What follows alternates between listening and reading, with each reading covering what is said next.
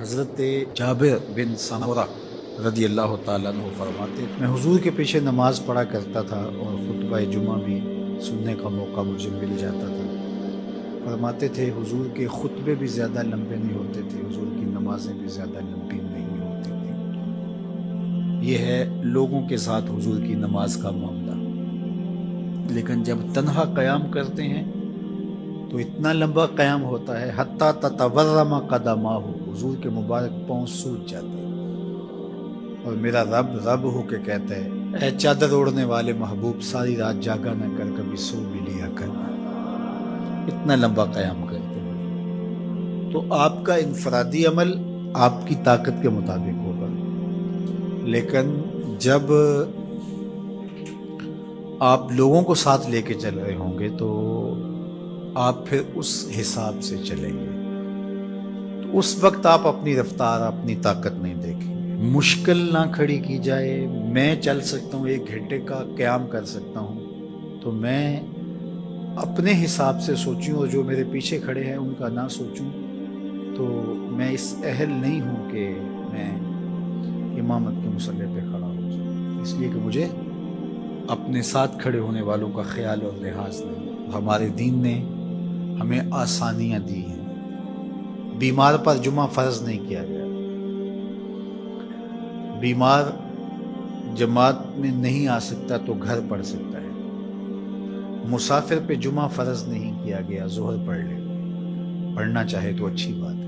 مسافر پر نماز عادی کر دی گئی، نماز قصر ہے اس کے لیے۔ روزے میں اسے چھوٹ دے دی گئی کہ وہ روزہ ترک کرنا چاہے تو کر سکتا ہے، رکھنا چاہے تو رکھ سکتا ہے، وہ اپنے سفر کا حساب لگائے اس کی صعوبت کتنی ہے۔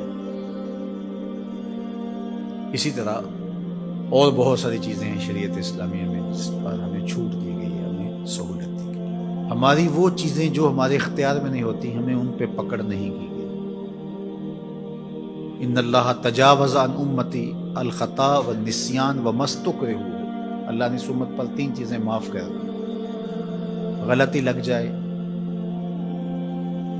بھول جائیں، یا جس پہ آپ مجبور کر دیے جائیں، تو وہاں شریعت پکڑ نہیں کرتی، گرفت نہیں کرتی۔ تو آسان دین دیا گیا ہے جس دین پہ عمل کرنا ہمارے لیے مشکل نہ ہو، اور اگر کوئی اپنے طور پہ اس کو مشکل بنانا چاہتا ہے اور اپنے سخت مزاج کی وجہ سے اس میں کوئی چیز لانا چاہتا ہے، عبادات میں، اعتقادات میں، رویوں میں، طرز زندگی میں، انداز معاشرت میں، تو شریعت اسلامیہ نے اس کی نفی کی ہے۔ کیونکہ بہت سارے لوگ ایسے ہیں کہ جو عبادات میں بہت سارا غلو کر جاتے ہیں، تو اس سے منع کر دیا گیا۔ یہاں غلو یہاں تک ہوتا ہے کہ وہ رہبانیت تک پہنچ جاتے ہیں، تو اس سے روک دیا گیا، اس سے منع کر دیا گیا۔ تو نہ کمی کی جائے اور نہ ہی زیادتی کی جائے، تفریط سے بھی روکا گیا ہے اور غلو سے بھی منع کیا گیا ہے۔